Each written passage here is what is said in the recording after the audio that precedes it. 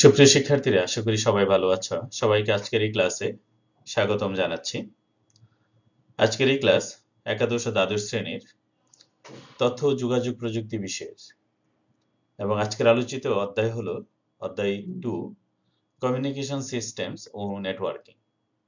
তো এই চ্যাপ্টারের বিভিন্ন বিষয়, বিশেষ করে মোবাইল কমিউনিকেশন সিস্টেম নিয়ে আমরা আজকে আলোচনা করব।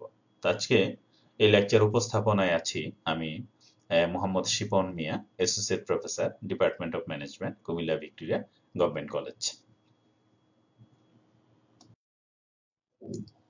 সুপ্রিয় শিক্ষার্থীরা, আমরা তথ্য ও যোগাযোগ প্রযুক্তি বিষয়ের দ্বিতীয় অধ্যায় কমিউনিকেশন সিস্টেমস ও নেটওয়ার্কিং উপর আমরা আলোচনা করছি। তো আজকে আমাদের মূল আলোচ্য বিষয় হলো মোবাইল কমিউনিকেশন। আমরা মোবাইল কমিউনিকেশন এটার উপর ডিটেলস আলোচনা করব আজকে। তো এখানে আমরা মূলত মোবাইল ফোন তোমরা ফার্স্ট জেনারেশন থেকে শুরু করে ফিফথ জেনারেশন পর্যন্ত, এই যে দেখো চিত্রটার মধ্যে দেয়া আছে, ফার্স্ট জেনারেশন থেকে আজকের যুগ পর্যন্ত ফিফথ জেনারেশন পর্যন্ত যে মোবাইলের যে 5টা প্রজন্ম, এই 5টা প্রজন্মের উপর আমরা আলোকপাত করার চেষ্টা করব। তো তোমরা আজকের লেকচারটি যদি ভালো করে অনুসরণ করো, তাহলে তোমরা মোবাইল কমিউনিকেশন কি, মোবাইল কমিউনিকেশন কিভাবে কাজ করে, এবং মোবাইল কমিউনিকেশনের যে বিভিন্ন প্রযুক্তি বা মোবাইল কমিউনিকেশন বা মোবাইল ফোনের যে ইতিহাস, এটার উপর তোমরা একটা ধারণা অর্জন করতে পারবে।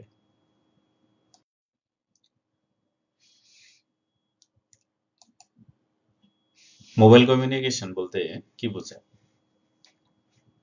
তো বর্তমান প্রযুক্তি, বিশেষ করে মোবাইল প্রযুক্তি আমাদের দেশ সহ সারা বিশ্বে বিপ্লব সূচিত করেছে।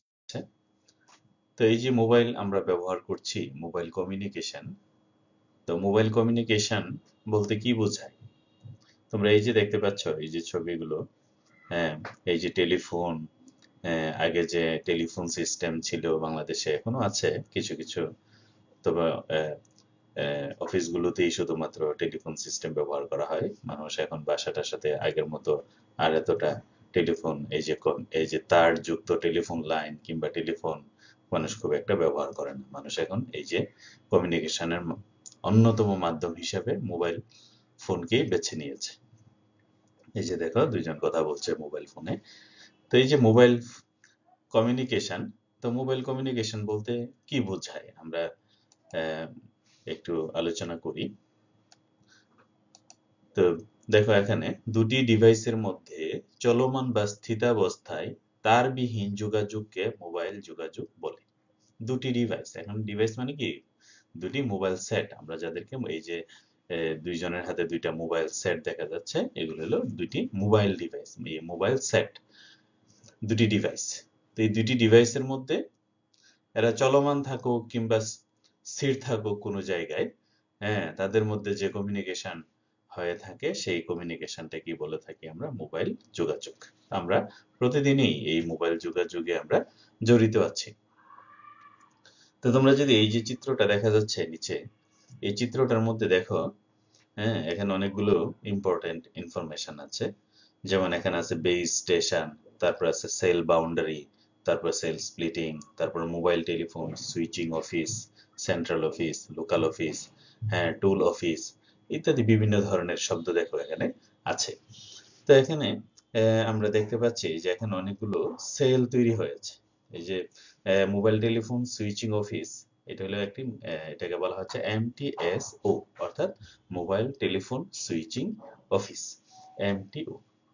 তো মোবাইল সেবা প্রদানকারী প্রতিষ্ঠানগুলো, মোবাইল সেবা যে সকল প্রতিষ্ঠানগুলো প্রদান করে থাকে, তারা তাদের আওতাভুক্ত এলাকাগুলোকে ছোট ছোট অংশে ভাগ করে থাকে। এই যে দেখো এখানে তারা এই যে অনেক বড় এক এলাকাকে ছোট ছোট অংশে বিভক্ত করে ফেলেছে। এই প্রতিটি অংশকে এক একটা সেল বলা হয়। এই যে আমরা দেখতে পাচ্ছি এই যে পুরো এলাকাটাকে, হ্যাঁ, অনেকগুলো সেলে বিভক্ত করেছে। এই যে আবার এখানে সেল স্প্লিটিং করেছে, অর্থাৎ এই সেলগুলির মধ্যে আবার ছোট ছোট ভাগ করে আবার এখানে সেল তৈরি হয়েছে। তো এই যে সেল তৈরি হয়েছে, এই সেলগুলোর মধ্যে প্রত্যেকটা সেলের মধ্যেই দেখো এই যে ছোট ছোট অ্যান্টিনা আছে। এই যে দেখো, এটাকে বলা হচ্ছে বেস স্টেশন। প্রত্যেকটা সেলের মধ্যেই একটা অ্যান্টেনা আছে। তোমার এলাকাতে তুমি যে মোবাইল ফোন ব্যবহার করো সেখানে দেখবে আশেপাশে এরকম টাওয়ার আছে। তো এগুলো হলো বেস স্টেশন। যেখানে একটি বেস স্টেশন কি, বেস স্টেশন হলো যেখানে একটি অ্যান্টেনা ও ছোট নিয়ন্ত্রণ কেন্দ্র থাকে। বেস স্টেশনে একটি অ্যান্টেনা থাকে এবং একটি ছোট নিয়ন্ত্রণ কেন্দ্র থাকে। তো এটাকে বেস স্টেশন বলে। তো তোমাদেরকে জিজ্ঞেস করা হয় যে বেস স্টেশন কাকে বলে, তাহলে তোমরা বলবে যে বেস স্টেশন হলো মোবাইল কোম্পানিগুলো তাদের সার্ভিসিং এলাকাগুলোকে ছোট ছোট অংশে বা সেলে বিভক্ত করে। তো এই প্রত্যেকটা সেলে যে একটি করে অ্যান্টিনা থাকে এবং ছোট একটি নিয়ন্ত্রণ কেন্দ্র থাকে, তো এদেরকে বেস স্টেশন বলে।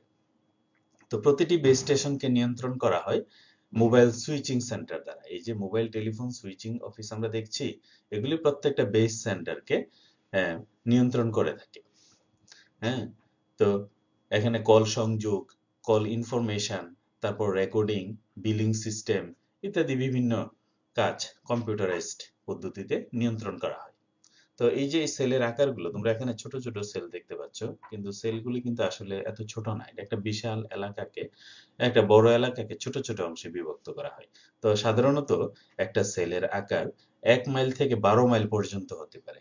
এই যে সেলগুলি দেখতে পাচ্ছ, এক একটা সেলের আকার 1 মাইল থেকে 12 মাইল পর্যন্ত হয়ে থাকে। তবে এই সেলের পরিমাণ নির্ভর করে তোমার জনসংখ্যার উপর। জনসংখ্যা যদি বেশি থাকে তাহলে সেলের পরিমাণ বাড়ে, অর্থাৎ বাড়াতে হয়। আর জনসংখ্যা যদি কম থাকে সেলের পরিমাণ কম থাকে, আহ, এবং এই যে সুইচ বেস স্টেশনও কম থাকে। তোমরা এই যে পাশে একটি চিত্র দেখতে পাচ্ছ যে এটা হচ্ছে নিচে গ্রাম অঞ্চল আর এটা হলো শহর অঞ্চল। তো দেখো এখানে শহর অঞ্চলে ঘন ঘন বেস স্টেশনের ঘনত্ব অনেক বেশি। এখানে একটা বেস স্টেশন, এখানে একটা বেস স্টেশন, এখানে একটা। কিন্তু গ্রামে দেখো অনেক কম এই বেস স্টেশনের, কম। কারণ কি, গ্রামের জনসংখ্যা কম, গ্রামের জনসংখ্যার ঘনত্ব কম হওয়াতে এখানে বেস স্টেশন কম থাকে। আর শহরে যেহেতু জনসংখ্যা বেশি থাকে, মোবাইল কোম্পানিগুলো শহর এলাকাতে বেশি পরিমাণ বেস স্টেশন স্থাপন করে থাকে। তো সেল দেখতে, এই যে সেলের আকার কিরকম হয়, এই যে তোমরা আকারগুলো দেখতে পাচ্ছ, সেল দেখতে অনেক, দেখতে ষড়ভুজ আকৃতির হয়। অর্থাৎ ষড়ভুজ, তোমরা চতুর্ভুজ, পঞ্চমভুজ, ষড়ভুজ নাম শুনেছ। অর্থাৎ 6টা বাহু থাকে, 6টা বাহু, অর্থাৎ ষড়ভুজ আকৃতির হয়ে থাকে এক একটা সেল। তবে বর্গাকার, বৃত্তাকার কিংবা অনিয়মিত আকারও হতে পারে, এটা সাধারণত হয়ে থাকে আর কি। হ্যাঁ, সেলুলার নেটওয়ার্কে, এই যে সেলুলার নেটওয়ার্কে রেডিও ফ্রিকোয়েন্সি ব্যবহার করা হয়ে থাকে। কি ফ্রিকোয়েন্সি? রেডিও ফ্রিকোয়েন্সি ব্যবহার করা থাকে। এবং প্রত্যেক সেলের জন্য বিভিন্ন ধরনের ফ্রিকোয়েন্সি বরাদ্দ থাকে। এই যে প্রত্যেকটা সেলের জন্য আলাদা ফ্রিকোয়েন্সি বরাদ্দ থাকে। এবং দেখো এই যে বেস স্টেশন গুলো, একটা বেস স্টেশনের একটা সেলের সাথে আরেকটা সেলের কানেকশন তৈরি করে দেয় বেস স্টেশন, অর্থাৎ সংযোগ সৃষ্টি করে।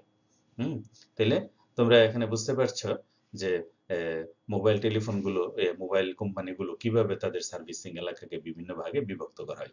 যেহেতু তারা একটা এলাকাকে বিভিন্ন ভাগে বিভক্ত করা হয়, সেই জন্য মোবাইল ফোন সিস্টেমকে অনেকে সেল ফোনও বলা হয়। মোবাইল ফোনকে আবার সেল ফোনও বলা হয়ে থাকে। তোমরা প্রায় সময় শুনে থাকবে সেল ফোন, অর্থাৎ মোবাইল ফোনকে সেল ফোন। কেন সেল ফোন বলে? কারণ মোবাইল ফোন কোম্পানিগুলো তাদের ফোনকে কার্যকর করার জন্য পুরো এলাকাকে বিভিন্ন সেলে বিভক্ত করে, এই জন্য তাদেরকে সেল ফোন বলা হয়। তো আমরা যে মোবাইল ফোনটা ব্যবহার করে থাকি, আমাদের মোবাইল ফোনটাতে দুইটা, একসাথে দুইটা ডিভাইস আছে। একটা হলো ট্রান্সমিটার আর একটা হলো receiver.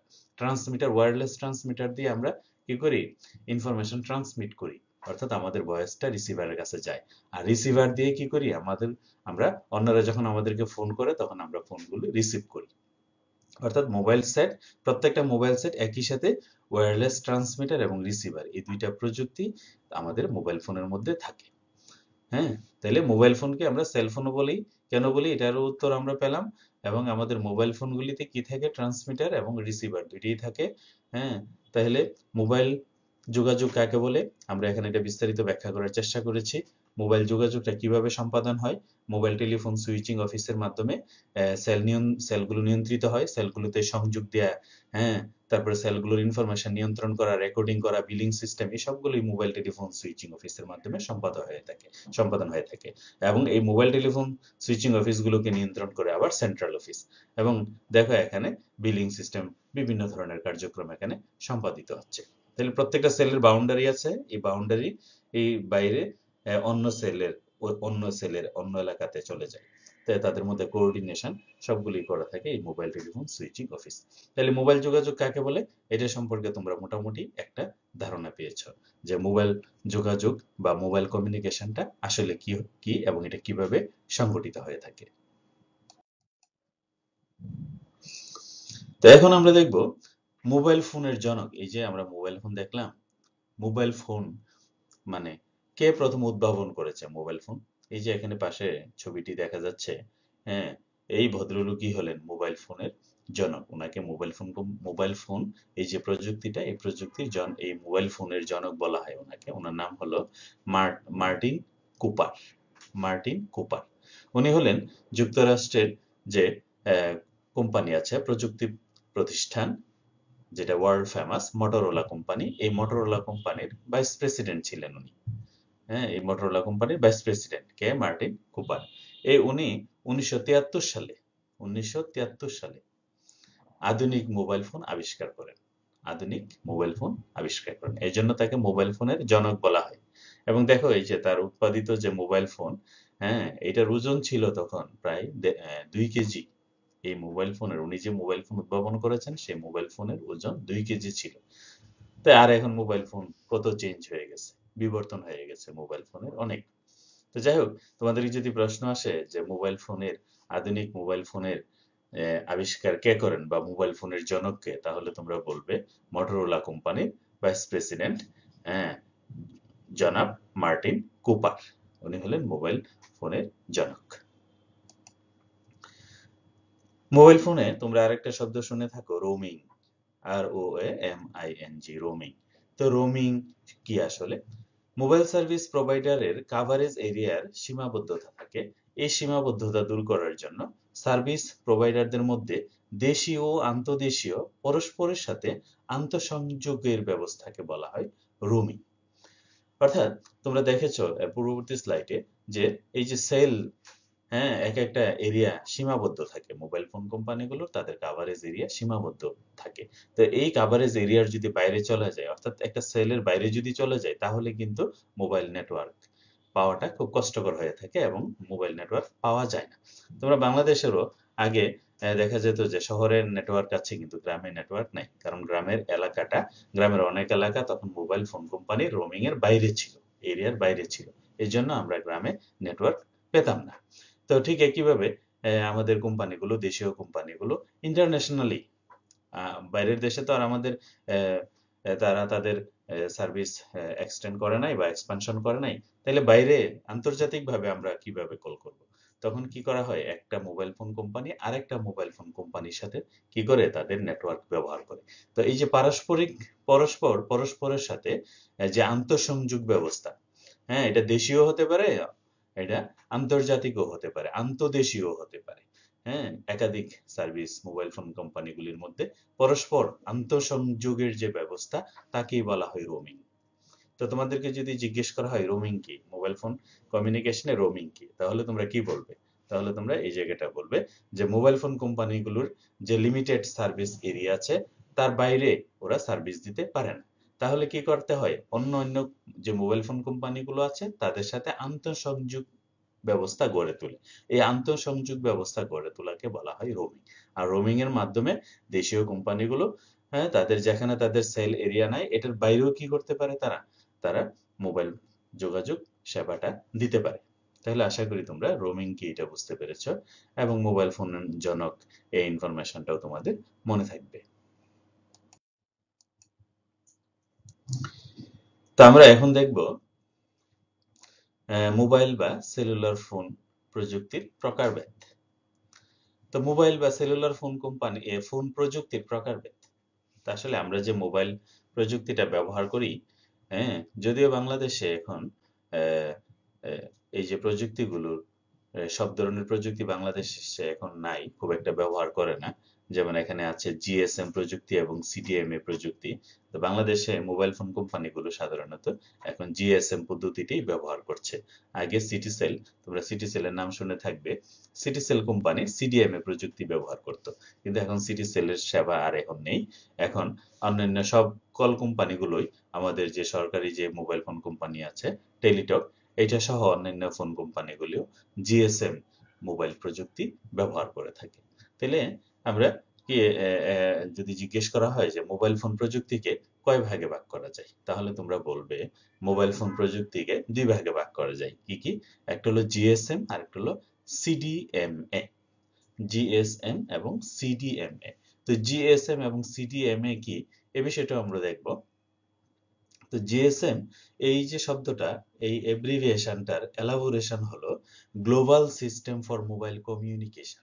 Global system for mobile communication, GSM সংক্ষেপে বলা হয় জিএসএম। জি ফর গ্লোবাল, আর এস ফর সিস্টেম, আর এম ফর মোবাইল কমিউনিকেশন। তাহলে global system for mobile communication সংক্ষেপে আমরা বলে থাকি জিএসএম প্রযুক্তি। তো জিএসএম হচ্ছে এই যে frequency division multiple access. Frequency division multiple access এটাও একটা প্রযুক্তি। এই division, frequency division multiple access, এই পদ্ধতিটা, এবং টিডিএমএ অর্থাৎ টাইম ডিভিশন মাল্টিপল অ্যাক্সেস, অর্থাৎ ফ্রিকোয়েন্সির উপর multiple frequency division multiple access আর হলো টাইম ডিভিশন মাল্টিপল অ্যাক্সেস, এই দুইটার সমন্বয়ে একটা চ্যানেল অ্যাক্সেস পদ্ধতি তৈরি হয়। এই পদ্ধতিটাকে বলা হয় জিএসএম। তাহলে তোমাদেরকে যদি জিজ্ঞেস করা হয় জিএসএম পদ্ধতি কাকে বলে, তাহলে তোমরা সংক্ষেপে বলতে পারো যে ফ্রিকোয়েন্সি ডিভিশন মাল্টিপল অ্যাক্সেস এবং টাইম ডিভিশন মাল্টিপল অ্যাক্সেস, এই দুইটা প্রযুক্তির সম্মিলিত ভাবে যে চ্যানেল অ্যাক্সেস পদ্ধতি তৈরি হয়েছে সেটাকে বলা হয় জিএসএম বা global system for mobile communication. বাংলাদেশে টেলিটক, গ্রামীণ ফোন, বাংলা লিংক, রবি ও এয়ারটেল মোবাইল অপারেটর সহ অন্যান্য মোবাইল অপারেটরগুলিও এই জিএসএম প্রযুক্তি ব্যবহার করছে। আর সিডিএমএ প্রযুক্তি কি? সিডিএম এর এলাবোরেশন হলো কোড ডিভিশন মাল্টিপল অ্যাক্সেস। কি? Code, C for code, D for division, M for multiple, A for access. Code division multiple access. তা এই যে CDMA, code division multiple access পদ্ধতি, এটা আমেরিকান ওয়্যারলেস কমিউনিকেশন গবেষণা উন্নয়ন প্রতিষ্ঠান, এটা হলো কোয়ালকম, তোমরা কোয়ালকমের নাম শুনে থাকবে, কোয়ালকম এই পদ্ধতিটা আবিষ্কার করেছে, এই সিডিএমএ। আর সিডিএমএ কে বলা হয় একটি অ্যাডভান্স ডিজিটাল ওয়্যারলেস প্রযুক্তি। সিডিএমএ কে বলা হয় একটি অ্যাডভান্স ডিজিটাল ওয়্যারলেস পদ্ধতি। এই প্রযুক্তিতে প্রতিটি কল বা ডেটা পাঠানো হয় ইউনিক কোডিং পদ্ধতি ব্যবহার করে, এবং এই সিডিএমএটা শুরু হয় দ্বিতীয় যে সেকেন্ড জেনারেশন যে ওয়্যারলেস প্রযুক্তি, আমরা মোবাইল ফোনের বিভিন্ন জেনারেশন আছে, এগুলি আমরা দেখব। তো মোবাইল ফোন জেনারেশনের দ্বিতীয় যে জেনারেশন, সেকেন্ড জেনারেশন, সেই সেকেন্ড জেনারেশন ওয়্যারলেস প্রযুক্তির মাধ্যমে এই সিডিএমএটা শুরু হয়। এবং সিডিএমএ পদ্ধতিতে ডেটা আদান প্রদানের ক্ষেত্রে স্প্রেড স্পেকট্রাম বলা হয়। অর্থাৎ সিডিএমএ পদ্ধতিতে যে ডেটা আদান প্রদান করা হয় এটাকে স্প্রেড স্পেকট্রাম বলা হয়। তাইলে সিডিএমএ কি? Code division multiple access. এটা কি? এটা হলো একটি অ্যাডভান্স ডিজিটাল ওয়্যারলেস কমিউনিকেশন প্রযুক্তি, যেটা কোয়ালকম আবিষ্কার করেছে, কোয়ালকম কোম্পানি আবিষ্কার করেছে। এবং সিডিএমএ পদ্ধতিতে ডেটা আদান প্রদান করা হয় স্পেকট্রাম, ডেটা আদান প্রদান করা প্রক্রিয়াটাকে বলা হয় স্প্রেড স্পেকট্রাম, স্প্রেড স্পেকট্রাম। তাহলে জিএসএম এবং সিডিএমএ কি এটা তোমরা বুঝতে পেরেছো। আর সিডিএমএ বাংলাদেশে কোন কোম্পানিটা ব্যবহার করতো? এটা হলো সিটিসেল। তো এখন তো আর সিটিসেল নেই, সিটিসেল না থাকার এখন আর বাংলাদেশে এই সিডিএমএ পদ্ধতি খুব একটা ব্যবহৃত হয় না।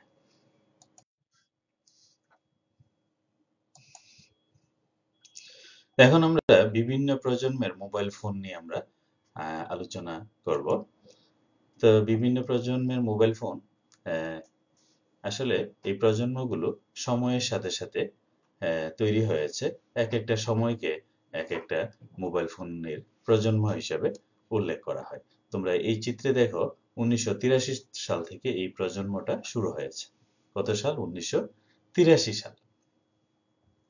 তো এই 1983 সালে দেখো এই যে মটোরোলা এই প্রথম প্রজন্মের মোবাইল ফোন, হ্যাঁ, এই যে 1983 সালের এই যে মোবাইলের বিবর্তন দেখো, 1983 সালে মোবাইল ফোন কেমন ছিল, তারপর 1993 সালে মোবাইল ফোন কেমন ছিল, তারপর স্টারটেক, হ্যাঁ, একটা কোম্পানি, তাদের মোবাইল ফোন কেমন ছিল, নোকিয়া, হ্যাঁ, 6160 এই যে মডেল, এগুলি নোকিয়ার যে পুরনো যে মোবাইল ফোন, দেখো 1998 সালে নোকিয়ার মোবাইল ফোন কেমন ছিল। তারপরে কিউসেরা তাদের মোবাইল এই এই মডেলটা কেমন ছিল দেখো। তারপর ব্ল্যাকবেরি এই মডেলটা দেখো কেমন ছিল। একসময় এগুলি ছিল বিশেষ করে এই যে 2002 সালে এই মোবাইল সেটগুলি ছিল মানে অত্যন্ত অগ্রসর মোবাইল সেট, মানে সবাই এগুলো পেতে চাইতো। তারপরে এই যে আর 2004 সালে এই মোবাইল সেটগুলো। তারপর 2007 সালে আসলো আইফোন। হ্যাঁ, এই যে তখনকার 2007 সালের আইফোন কেমন ছিল দেখো। তারপরে টি মোবাইল বা আইফোন 3GS এই যে মোবাইল ফোনগুলো, আইফোন 3GS 2008 সালে 3GS মোবাইল ফোন। তারপরে ড্রয়েড বা মাইলস্টোন মোবাইল ফোন 2009 সালে এই মোবাইল ফোন। তারপরে আইফোন 4, হ্যাঁ আইফোন 4, নেক্সাস 5, স্যামসাং গ্যালাক্সি এগুলো আসে 2010 সালের দিকে। হ্যাঁ, তো দেখো মোবাইল ফোনের কি বিবর্তন। তারপরে এইচটিসি এগুলি আসে 2015 সালের দিকে, এই মোবাইল সেটগুলো বাজারে আসে। তাহলে তোমরা দেখো এই যে মোবাইল ফোনগুলো কিভাবে সময়ের সাথে সাথে তাদের প্রযুক্তিগত, তাদের আকৃতিগত, তারপরে তাদের এই যে ফাংশনালিটি, বিভিন্ন বিষয়ে তাদের পরিবর্তন সূচিত হয়েছে। তো এই যে সময়ের বিবর্তনের সাথে সাথে তাদের এই যে পরিবর্তনগুলো হয়েছে, এই পরিবর্তনগুলোকে জেনারেশন বলা হয়। এই পরিবর্তনগুলোকে জেনারেশন বলা হয়।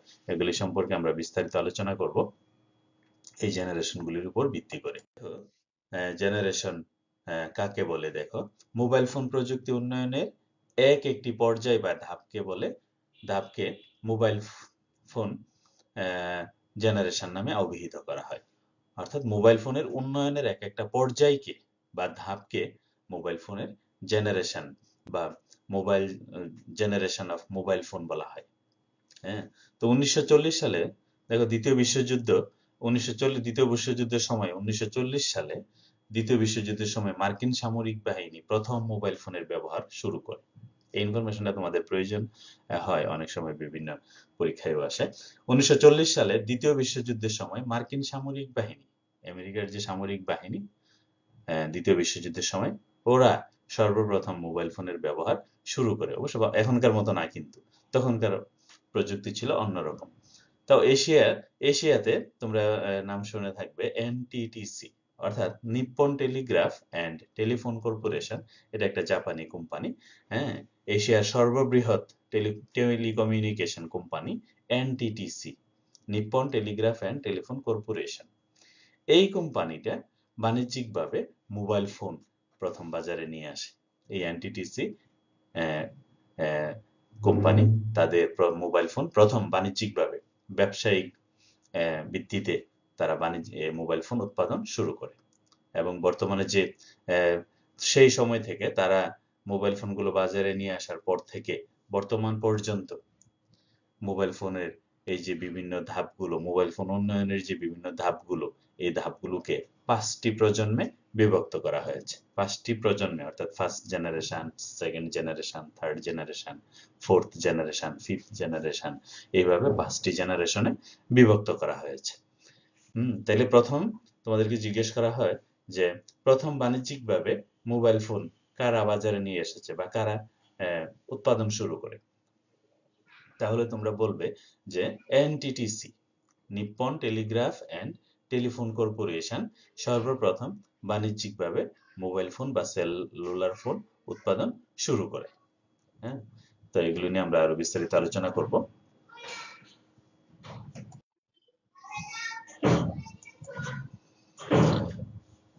তো প্রথমে আসো first generation mobile phone, 1G বা ফার্স্ট জেনারেশন। তো ফার্স্ট জেনারেশনের সময়টা কতকাল? 1979 থেকে 1990 পর্যন্ত, 11 বছর। হ্যাঁ, ফার্স্ট জেনারেশনের এই মেয়াদটা হলো 1979 থেকে 1990 সাল পর্যন্ত। এই সময়টাকে বলা হয় মোবাইলের ফার্স্ট জেনারেশন।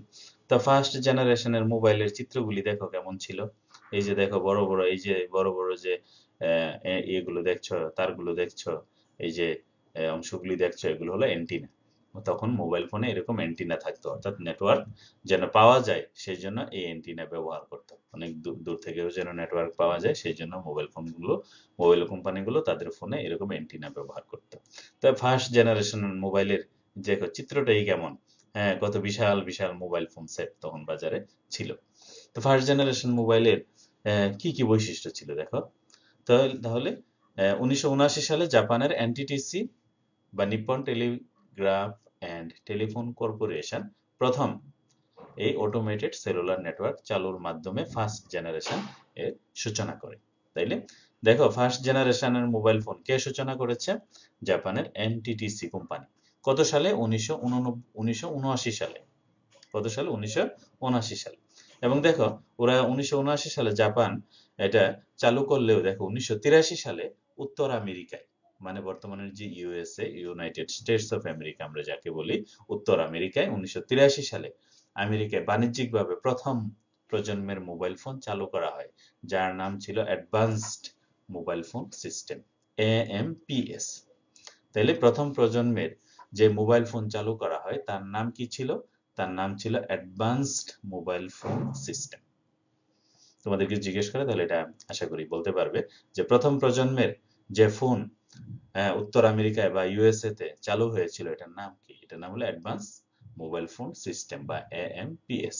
তাহলে প্রথম কারা এই ফোনটা ব্যবহার করেছে? উত্তর আমেরিকায় জনগণ।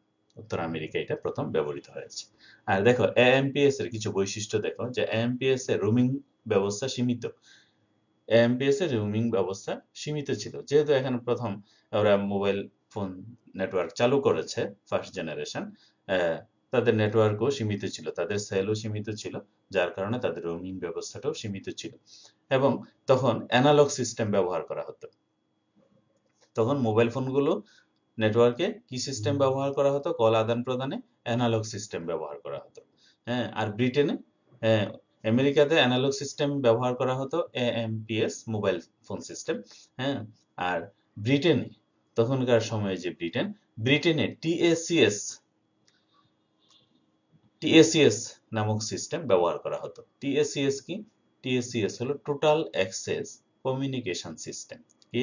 Total access communication system. আর আমেরিকাতে ব্যবহার করা হয়েছিল এএমপিএস। তাহলে এএমপিএস এটা হলো আমেরিকাতে প্রথম ব্যবহার করেছে, এটার নাম ছিল অ্যাডভান্স মোবাইল ফোন সিস্টেম। আর ব্রিটেনে যেটা ব্যবহার করা হয়েছিল সেই সিস্টেমটাকে বলা হয়েছে total access communication system. Total access communication system. তাহলে দুই দেশে দুইটা নাম, এটা তোমরা মনে রাখবে। আর এএমপিএস বা টিএসিএস এই দুটোই অ্যানালগ সিস্টেম ব্যবহার করতো তখন। তাহলে ফার্স্ট জেনারেশনের বৈশিষ্ট্য কি? ফার্স্ট জেনারেশনের মোবাইল ফোনের কন্ডিশন গুলো কি ছিল? আশা করি তোমরা এটা বলতে পারবে এবং বুঝতে পেরেছো। তো সেকেন্ড প্রজন্মের ক্ষেত্রে দেখো কি, সেকেন্ড প্রজন্মটা শুরু হয়েছে কত সালে? Second generation. তো সেকেন্ড জেনারেশনের মোবাইল ফোন চালু হয়েছে 1991 সাল থেকে 2002 সাল পর্যন্ত। 1991 সাল থেকে 2000 সাল পর্যন্ত, অর্থাৎ এখনো প্রায় 10 বছর। 91 থেকে 2000, 91 সহ 10 বছর। সেকেন্ড জেনারেশনটাও স্থায়িত্ব ছিল 10 বছর। দেখো সেকেন্ড জেনারেশনের মোবাইল ফোনগুলোর অবস্থা দেখো। অ্যান্টিনা ফার্স্ট জেনারেশনে যে বড় বড় অ্যান্টিনা ছিল, সেকেন্ড জেনারেশনে কিন্তু আর এত বড় বড় অ্যান্টিনা নাই। আছে? নাই। সেকেন্ড জেনারেশনে বড় বড় অ্যান্টিনা নাই, এখানে অ্যান্টিনা ছোট হয়ে গেছে। তারপরে দেখো মোবাইলের সাইজ, ফার্স্ট জেনারেশনে মোবাইলের সাইজ কত বড় বড় মোবাইল ছিল, কিন্তু সেকেন্ড জেনারেশনে দেখো মোবাইলের সাইজেরও পরিবর্তন হয়ে গেছে। তারপরে ফোল্ডিং সেট, এই যে মোবাইল ফোন ফার্স্ট জেনারেশনে এরকম ফোল্ডিং সেট ছিল না, কিন্তু সেকেন্ড জেনারেশনে দেখো এরকম ফোল্ডিং সেট শুরু হয়ে গেছে। এবং মোবাইল ফোন দেখো ছোট হইতে হইতে হইতে হইতে কত ছোট হয়ে গেছে, অনেক ছোট হয়ে গেছে সেকেন্ড জেনারেশন। তাহলে সেকেন্ড জেনারেশনেরও কিছু আলাদা স্পেসিফিক বৈশিষ্ট্য রয়েছে। তো সেকেন্ড জেনারেশনে দেখো কিছু বৈশিষ্ট্য। সেকেন্ড জেনারেশন অ্যানালগ যে ট্রান্সমিশন সিস্টেম আছে সেটা আর ব্যবহার করে না। হ্যাঁ, ওরা অ্যানালগ সিস্টেমের পরিবর্তে ডিজিটাল ট্রান্সমিশন সিস্টেম ব্যবহার করা শুরু করেছে। অর্থাৎ ফার্স্ট জেনারেশন অ্যানালগ সিস্টেম বা অ্যানালগ মিডিয়া ইউজ করা হইতো, আর সেকেন্ড জেনারেশনে এসে অ্যানালগ থেকে ডিজিটালে চলে আসছে, অর্থাৎ ডেভেলপমেন্ট হয়ে গেছে। দেখো অ্যানালগ থেকে ডিজিটালে চলে আসছে। তো সেকেন্ড জেনারেশন বা 2G কে ডিজিটাল সেলুলার নেটওয়ার্ক বলা হয়। ডিজিটাল সেলুলার নেটওয়ার্ক, অর্থাৎ সেকেন্ড জেনারেশনে যেহেতু ডিজিটাল সিস্টেম শুরু হয়ে গেছে অ্যানালগের পরিবর্তে, সেই জন্য সেকেন্ড জেনারেশনকে ডিজিটাল সেলুলার নেটওয়ার্কও বলা হয়ে থাকে। এই সময় মোবাইল ফোনের টেকনোলজির প্রধান বৈশিষ্ট্য হলো জিএসএম। আমরা যে global system for mobile communication এবং CDMA code division multiple access, এই যে দুইটা সিস্টেমের নাম শুনেছি আমরা, এই দুইটা সিস্টেম সেকেন্ড জেনারেশনে এসে চালু হয়। ফার্স্ট জেনারেশনে কিন্তু জিএসএম এবং সিডিএমএ ছিল না, সেকেন্ড জেনারেশনে এসে এই সিস্টেমগুলো শুরু হয়েছে। তারপরে দেখো সেকেন্ড জেনারেশনে মোবাইল ফোনের যে মোবাইল ফোন এক প্রান্ত থেকে কথা বললে আরেক প্রান্তে, ফার্স্ট জেনারেশনে কথা ক্লিয়ারলি বোঝা যেত না।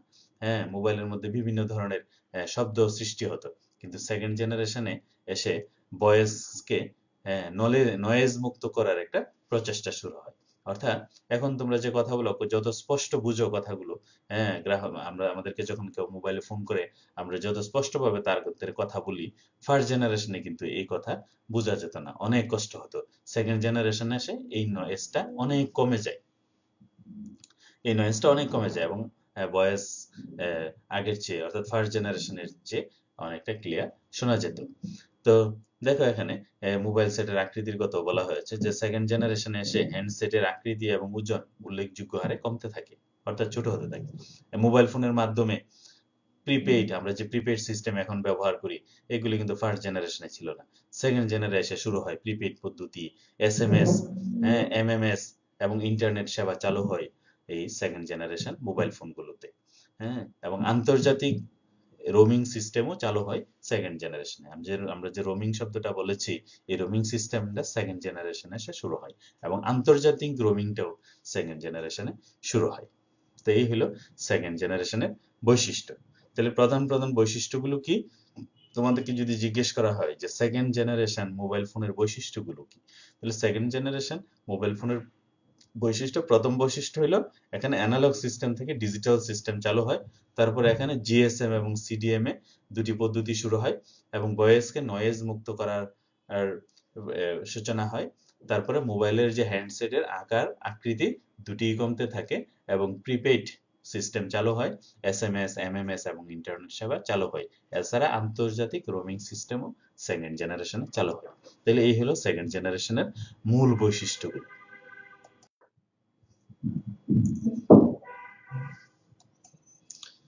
তারপরে এবার আসি আমরা থার্ড জেনারেশনে। দেখো থার্ড জেনারেশনে এসে মোবাইল ফোনের আকৃতি কেমন রেভলিউশনারি চেঞ্জ হয়ে গেছে, অর্থাৎ পুরা বিপ্লব ঘটে গেছে তোমার মোবাইল ফোনের। এই যে দেখো প্রত্যেকটা মোবাইল ফোন কেমন সেকেন্ড জেনারেশনে এসে, সেকেন্ড জেনারেশন থেকে থার্ড জেনারেশনে এসে মোবাইল ফোনের ডিজাইন, মোবাইল ফোনের এই যে দেখো অ্যাপস এগুলো সবগুলো চালু হয়ে গেছে থার্ড জেনারেশনের 3G তে। দেখো এই যে আমরা যে এখন অ্যাপস ব্যবহার করি, এই অ্যাপস গুলো থার্ড জেনারেশনের থার্ড জেনারেশনে এগুলো শুরু হয়।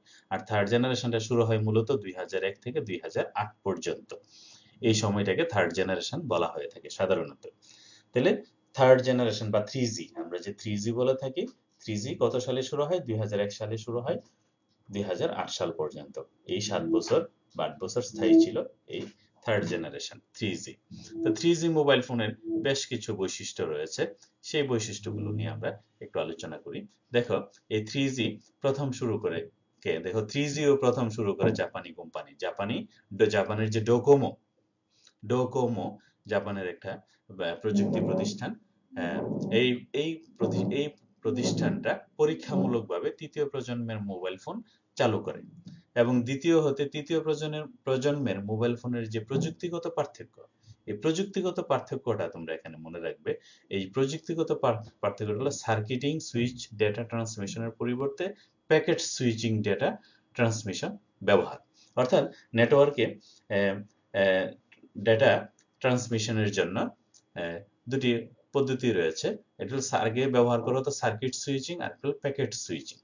তো তোমার সেকেন্ড জেনারেশন পর্যন্ত, ফার্স্ট জেনারেশন এবং সেকেন্ড জেনারেশনে এই সার্কিট সুইচিং সিস্টেমটা ব্যবহার করা হতো। তো থার্ড জেনারেশনে এসে এই সার্কিট সুইচিং এ ডেটা পাঠানো হয় না, ডেটা পাঠানো করার পদ্ধতিটা চেঞ্জ হয়ে প্যাকেট সুইচিং পদ্ধতিতে চলে আসে। এটা হলো একটা অন্যতম পার্থক্য, প্রযুক্তিগত পার্থক্য।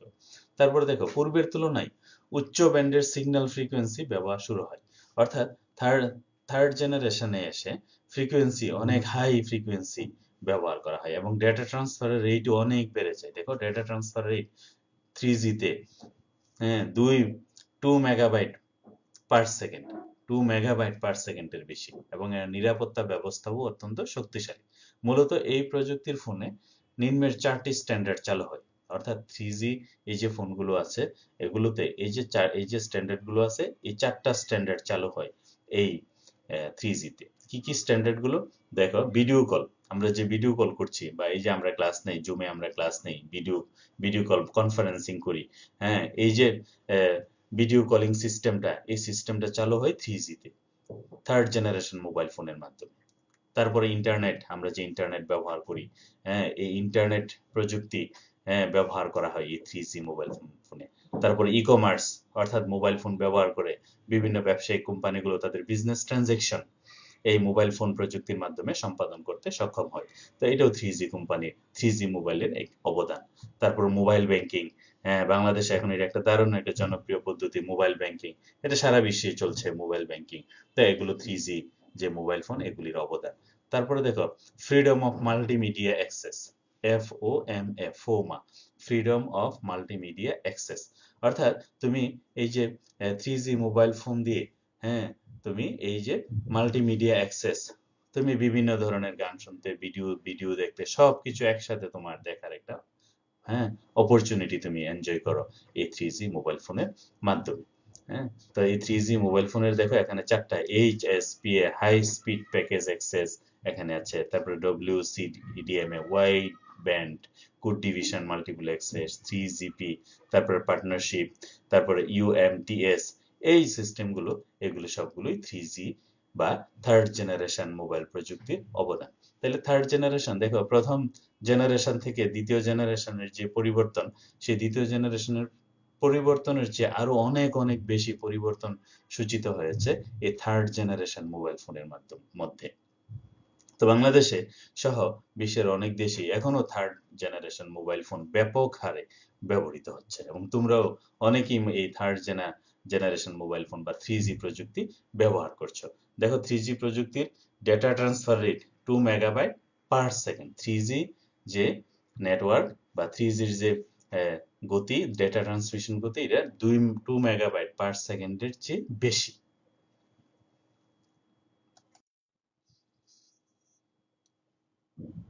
এবার আমরা দেখব ফোর্থ জেনারেশন, হ্যাঁ, ফোর্থ জেনারেশন বা 4G মোবাইল ফোন প্রযুক্তি। তো 4G মোবাইল ফোন প্রযুক্তি, দেখো, এটা শুরু হয়েছে 2009 সাল থেকে 2020 সাল পর্যন্ত ধরা হয় সাধারণত। হ্যাঁ, এটা আরো কম বেশি আছে, তবে অনেকে এটারে বলে থাকে আর কি, যে 4G বা ফোর্থ জেনারেশন মোবাইল ফোন, এটা 2009 সাল থেকে 2020 সাল পর্যন্ত এই সময়টা।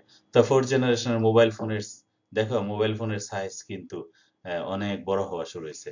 হ্যাঁ, অর্থাৎ 4G 3G মোবাইল ফোনের সাইজ দেখো আগের চেয়ে অনেক বড় বড় মোবাইল ফোন। এখন আর ছোট ছোট মোবাইল ফোন, 2G-তে আমরা যে 2G জেনারেশন অর্থাৎ সেকেন্ড জেনারেশন আমরা যে ছোট ছোট মোবাইল ফোন দেখেছি, ফোর্থ জেনারেশনে তার চেয়ে মোবাইল সেটের আকার কিন্তু অনেক বড়। এখানে দেখো স্ক্রিন গুলো অনেক বড় বড় স্ক্রিন দেখা যাচ্ছে ফোর্থ জেনারেশন। তাহলে ফোর্থ জেনারেশনের মোবাইলে অনেকগুলো বৈশিষ্ট্য আছে। সেই বৈশিষ্ট্যগুলো কি কি? দেখো এখানে, যে ফোর্থ বা চতুর্থ প্রজন্মের মোবাইল ফোনের প্রযুক্তিগত বৈশিষ্ট্য হলো সার্কিট সুইচিং বা প্যাকেট সুইচিং, ডেটা ট্রান্সমিশনের পরিবর্তে ইন্টারনেট প্রোটোকল ভিত্তিক নেটওয়ার্ক ব্যবহার। এখানে দেখো একটা গ্রেট চেঞ্জ, এই যে, হ্যাঁ, থার্ড জেনারেশন থেকে ফোর্থ জেনারেশনে, হ্যাঁ, যে অন্যতম একটা প্রযুক্তিগত পরিবর্তন, সেটা হলো যে থার্ড জেনারেশনে ব্যবহার করা হতো প্যাকেট সুইচিং, সেকেন্ড জেনারেশনে ব্যবহার করতো সার্কিট সুইচিং। হ্যাঁ, তো ফোর্থ জেনারেশনে এসে দেখো এই সার্কিট সুইচিং কিংবা প্যাকেট সুইচিং কোনোটাই ব্যবহার করা হচ্ছে না। এখানে এসে ব্যবহার করা হচ্ছে ইন্টারনেট প্রোটোকল, আইপি, সংক্ষেপে বলা হয় আইপি, ইন্টারনেট প্রোটোকল ভিত্তিক নেটওয়ার্ক। এখানে আর সুইচিং সিস্টেম নাই। তাহলে এখন তোমাদেরকে যদি জিজ্ঞেস করা হয় যে ফোর্থ জেনারেশনে ডেটা ট্রান্সমিশনের জন্য কোন পদ্ধতির নেটওয়ার্ক ব্যবহার করা হয়, তাহলে তুমি বলবে কি ইন্টারনেট প্রোটোকল ভিত্তিক। প্রোটোকল মানে হলো কি নিয়ম কানুন। আন্তর্জাতিক প্রতিষ্ঠানগুলো ডেটা ট্রান্সমিশনের ক্ষেত্রে যে সাধারণ নিয়ম কানুনগুলি তৈরি করেছে, যে নিয়ম কানুনগুলো সব প্রযুক্তি প্রতিষ্ঠান বা সকল ইন্টারনেট ব্যবহারকারী সকলকে মেনে চলতে হয়, এই নিয়ম কানুনগুলি সমন্বয়ে তৈরি করা হয়েছে প্রোটোকল, ইন্টারনেট প্রোটোকল, অর্থাৎ ইন্টারনেট ব্যবহার করার কিছু প্রযুক্তিগত নিয়ম কানুন। তো এইগুলো এই যে প্রোটোকল ভিত্তিক নেটওয়ার্ক ব্যবহার করা হচ্ছে। আগে যেখানে সার্কিট সুইচিং বা প্যাকেট সুইচিং ব্যবহার করা হতো, এখন ব্যবহার করা হয় প্রোটোকল, ইন্টারনেট প্রোটোকল। তারপরে দেখো তোমরা এই শব্দগুলি শোনো এখন, ল্যান ওয়ান, ভিওআইপি ইন্টারনেট। এই যে সিস্টেমে, এই সিস্টেমগুলো ল্যান, এই সিস্টেমগুলিতে প্যাকেট সুইচিং আগে ব্যবহার করা হতো, এখন ল্যান ওয়ান বা ভিওআইপি ইন্টারনেট এগুলোতে প্রোটোকল ভিত্তিক ভয়েস ট্রান্সফার বা ভয়েস ডেটা ট্রান্সফার করা হয়ে থাকে। এবং দ্রুত চলনশীল ডিভাইসের ক্ষেত্রে, দ্রুত চলনশীল মানে কি, তুমি ধরো গাড়িতে আছো, তুমি তো অনেক দ্রুত তোমার গাড়ি যাচ্ছে, তোমার মোবাইল ডিভাইসটা কিন্তু খুব দ্রুত স্থান পরিবর্তন করছে, তাহলে এগুলো হলো দ্রুত চলনশীল ডিভাইস। হ্যাঁ, তো এরকম দ্রুত চলনশীল যে ডিভাইস আছে, সেই ডিভাইসে এই 4G যে মোবাইলের যে ডেটা ট্রান্সফার গতি, সেই ডেটা ট্রান্সফারের গতি প্রায় 100 মেগাবাইট পার সেকেন্ড। দেখো গতি, হ্যাঁ, আগে ছিল 2 মেগাবাইট পার সেকেন্ড, সেখানে 4G তে চলে আসছে 100 মেগাবাইট পার সেকেন্ড। এবং এখানে ত্রিমাত্রিক ছবি, তোমরা যে থ্রি ডি, আমরা যেটাকে 3D বলি, হ্যাঁ, 3D ছবি, হ্যাঁ, এবং স্থির ডিভাইসের ক্ষেত্রে 1 গিগাবাইট পার সেকেন্ড পর্যন্ত হতে পারে। দেখো এখানে যে সকল ডিভাইস চলমান সেগুলির ক্ষেত্রে 100 মেগাবাইট পার সেকেন্ড, আর যে সকল ডিভাইস স্থির থাকে, এক জায়গায় যেখানে স্থির থাকে, সেখানে তার দেখো ডেটা ট্রান্সফার রেট, হ্যাঁ, 1 জিবি পার সেকেন্ড। তাহলে কি পরিমাণ গতি দেখো, যদিও বাংলাদেশে এগুলো খুব কমই দেখা যায়। হ্যাঁ, তো এগুলো দিয়ে 3D ছবি এগুলো খুব সহজেই দেখা যায় এই যে 4G নেটওয়ার্ক ব্যবহার করে। তারপরে দেখো এটি LTE বা লং টার্ম ইভ্যালুয়েশন স্ট্যান্ডার্ডে কাজ করে। তাহলে 4G মোবাইলগুলোতে যে প্রযুক্তি ব্যবহার করা হয়, যে স্ট্যান্ডার্ড ব্যবহার করা হয়, এটাকে বলা হয় LTE, লং টার্ম ইভ্যালুয়েশন। কি LTE, long term evaluation standard. এখানে স্ট্যান্ডার্ডটাকে বলা হচ্ছে লং টার্ম ইভ্যালুয়েশন। এবং mobile web access, IP telephony বা gaming services, high definition mobile TV, video conferencing, 3D TV ইত্যাদি ক্ষেত্রে 4G প্রযুক্তি প্রয়োগ করা হয়ে থাকে। হ্যাঁ, তো এই যে 4G, আমরা যাকে 4G বলছি, 4G মানেই হলো যে 4G আছে কিনা তুমি কিভাবে বুঝবা? 4G থাকলে 4G ব্যবহার করে আমরা এই কাজগুলি খুব সহজেই দ্রুত করতে পারি। এই যে তুমি দেখতো হাই ডেফিনিশন মোবাইল টিভি, যেটাকে আমরা এইচডি বলি, এইচডি মোবাইল টিভি, অর্থাৎ তুমি ইউটিউবেও কিন্তু এইচডি কিছু কিছু ভিডিও, এইচডি ভিডিও আছে, হাই ডেফিনিশন ভিডিও আছে।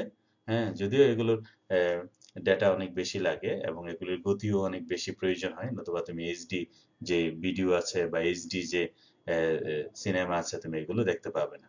তারপরে গেমিং সার্ভিসেসের জন্য 4G অত্যন্ত প্রয়োজন। তো এই যে 4G এর ক্ষেত্রে দেখো 3Gর চেয়ে 4G এর গতি 50 গুণ বেশি। মানে 4G আমরা যে বলি যে এই 4G এর গতি, 3G এবং 4G এর, হ্যাঁ, গতির যে পার্থক্য দেখো, 3G থেকে 4G এর গতি 50 গুণ বেশি। হ্যাঁ, দেখো এখানে 100 মেগাবাইট পার সেকেন্ড। তারপর স্থির ডিভাইসের ক্ষেত্রে 1 GB per second, 1 gigabyte per second data transfer rate. তার মানে কি পরিমাণ শক্তিশালী নেটওয়ার্ক হলো 4G। তাহলে মোবাইল ফোনগুলোর যে 4th জেনারেশন মোবাইল ফোনের ক্ষেত্রে একটা বিশাল একটা চেঞ্জ, একটা বিপ্লব বলা যায়, একটা বিপ্লব চলে আসছে।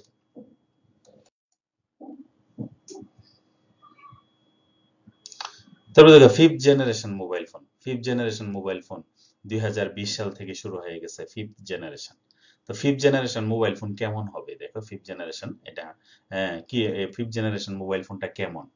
হ্যাঁ, এই যে দেখো একটা উদাহরণ, ফিফথ জেনারেশন মোবাইল ফোন কেমন হবে। হ্যাঁ, তো আমরা এটা নিয়ে একটু আলোচনা করি। দেখো 5G, 4Gর পরে 5G। তো 5G দেখো, 5G জেনারেশনের যে মোবাইল ফোন, সেখানে ওয়্যারলেস ওয়ার্ল্ডওয়াইড ওয়েব। দেখো এখানে 4টা ডব্লিউ আছে, অর্থাৎ ফিফথ জেনারেশন এর যে প্রজন্মের যে মোবাইল ফোন, সেটা মানে 4ডব্লিউ নামে পরিচিত। 4ডব্লিউ, ওয়ার্ল্ড ওয়াইড ওয়্যারলেস ওয়েব, অর্থাৎ এখানে ওয়েবের ক্ষেত্রে কোনো তার থাকবে না, wireless web, world wide wireless web. 3টা ডব্লিউ থাকলে আমরা বলি ওয়ার্ল্ড ওয়াইড ওয়েব। আর এখানে 4টা ডব্লিউ মানে কি, 4টা ডব্লিউ মানে হলো ওয়ার্ল্ড ওয়াইড ওয়্যারলেস ওয়েব। তোমাদেরকে যদি প্রশ্ন করা হয় যে এই 4টা ডব্লিউ দিয়ে যদি জিজ্ঞেস করা হয় যে এটার পূর্ণরূপ কি, তো তোমরা আবার ভুলে বলে দিও না যে ওয়ার্ল্ড ওয়াইড ওয়েব হলো 3টা ডব্লিউ। যেটাকে W3 বলা হয়।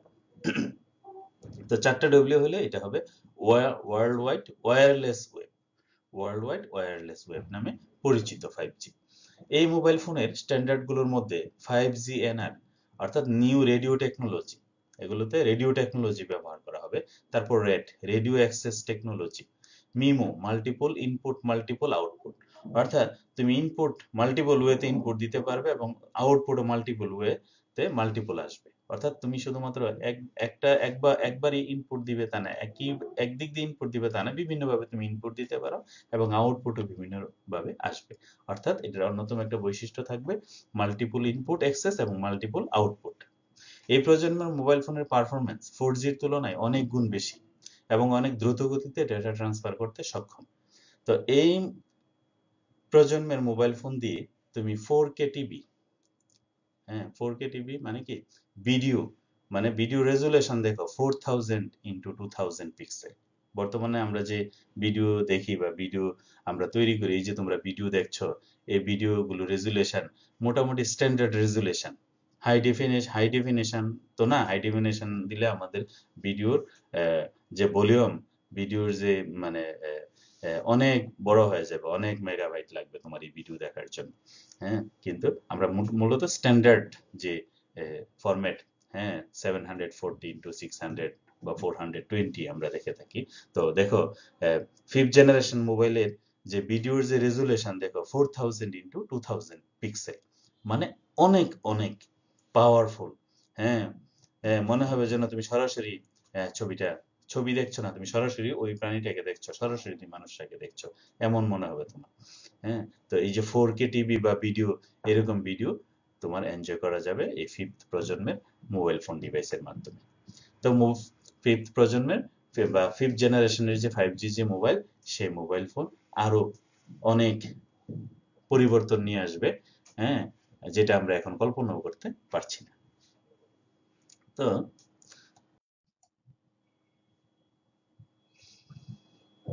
এখন আমরা বিভিন্ন প্রজন্মের যে মোবাইল ফোন আছে, সেই মোবাইল ফোনগুলোর মধ্যে একটি কম্পারেটিভ চিত্র তুলে ধরার চেষ্টা করব। তো তোমরা এই স্লাইডটা দেখো একটু ভালো করে। হ্যাঁ, এখানে বিভিন্ন কম্প্যারিজনের বিভিন্ন বেসিস এখানে ঠিক করা হয়েছে। হ্যাঁ, data bandwidth, standard, technology, service, তারপরে এই যে দেখো মাল্টিপ্লেক্সিং, তারপরে সুইচিং, এগুলো বিভিন্ন বিষয়ের উপর ভিত্তি করে, হ্যাঁ, তাদের কোন প্রজন্মের কোন মোবাইলগুলোর কি বৈশিষ্ট্য ছিল, এটা একটা সংক্ষিপ্ত একটা ধারণা এখানে দেওয়া হবে তোমাদেরকে।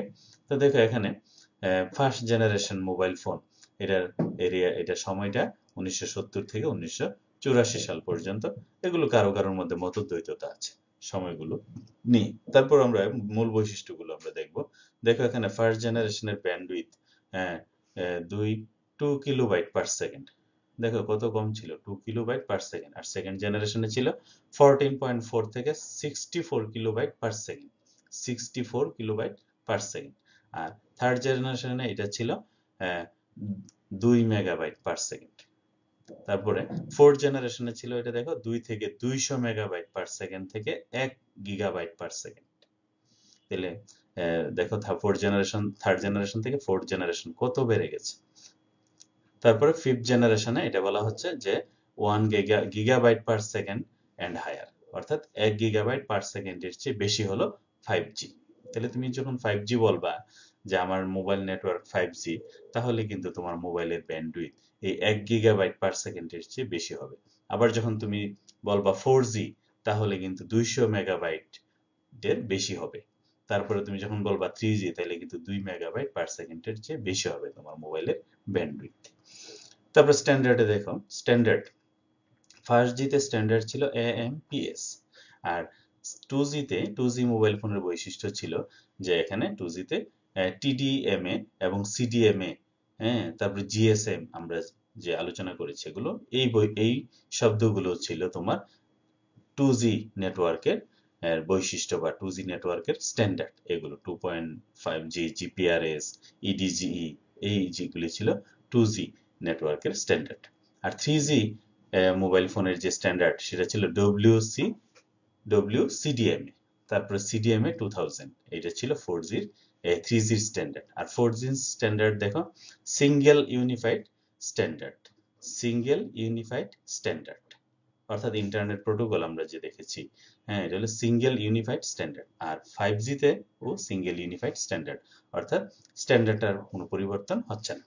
আর টেকনোলজির ক্ষেত্রে দেখো ফার্স্ট জেনারেশনে টেকনোলজি ব্যবহার করা হতো অ্যানালগ টেকনোলজি, আর সেকেন্ড জেনারেশনে ব্যবহার করা হয়েছে digital cellular technology, digital cellular technology.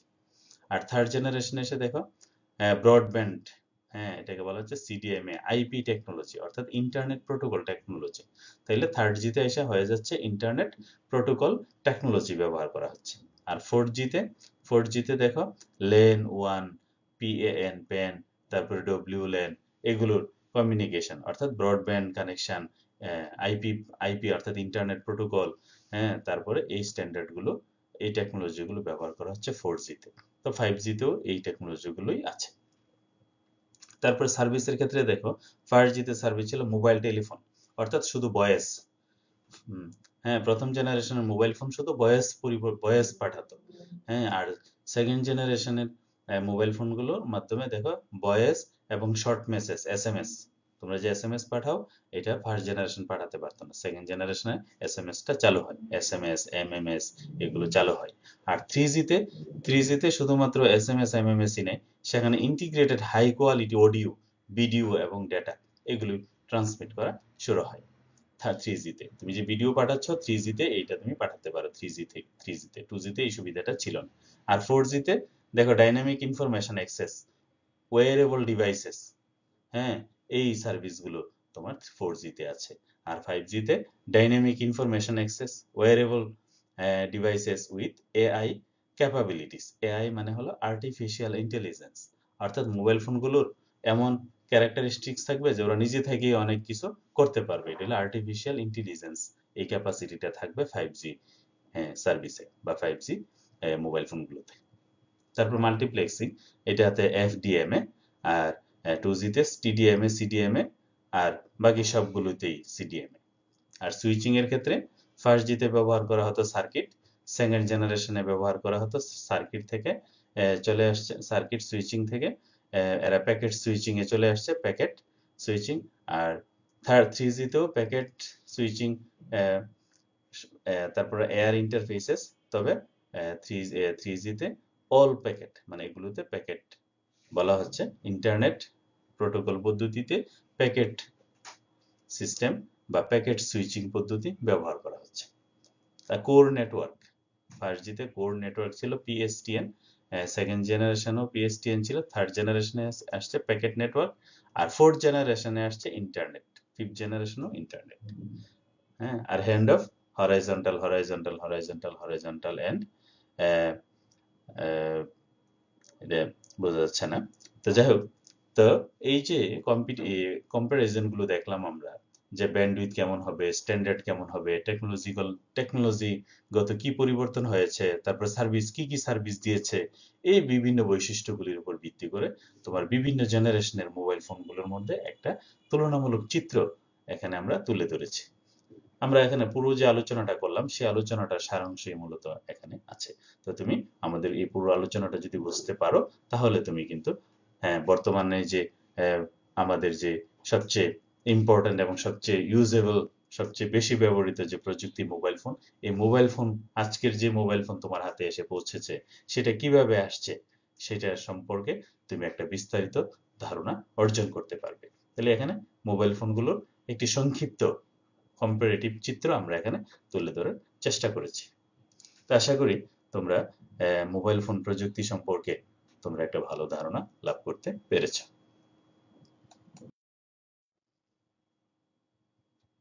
তো আজকের এই লেকচারটি থেকে তোমরা মোবাইল ফোন প্রযুক্তি সম্পর্কে তোমরা অনেক কিছু জানলে। তোমরা মনোযোগ দিয়ে যদি ফার্স্ট থেকে লাস্ট পর্যন্ত যদি তোমরা এই ভিডিওটি দেখে থাকো তাহলে তোমরা মোবাইল ফোন প্রযুক্তি সম্পর্কে অনেক ইনফরমেশন, অনেক কিছু যেগুলি তোমাদের বিভিন্ন কম্পিটিটিভ পরীক্ষা সহ বিভিন্ন পরীক্ষায় আসে, তোমাদের ক্লাস পরীক্ষায়, তোমাদের এই যে ফাইনাল এক্সামে, বিভিন্ন ধরনের পরীক্ষায় তোমরা এই টেকনোলজিগুলো থেকে উপর ভিত্তি করে তোমাদেরকে অনেক প্রশ্ন করা হবে। বিভিন্ন ধরনের প্রশ্ন করা হয়ে থাকে। তো তোমরা এগুলি সম্পর্কে একটা ক্লিয়ার ধারণা তোমরা অর্জন করতে পারবে যদি তোমরা এই ভিডিওটা প্রথম থেকে শেষ পর্যন্ত ভালো করে দেখে থাকো। তো সবাই এই আমার সাথে থাকার জন্য, ভিডিওটি সুন্দর করে দেখার জন্য সবাইকে অসংখ্য ধন্যবাদ। সবাই ভালো থাকবে।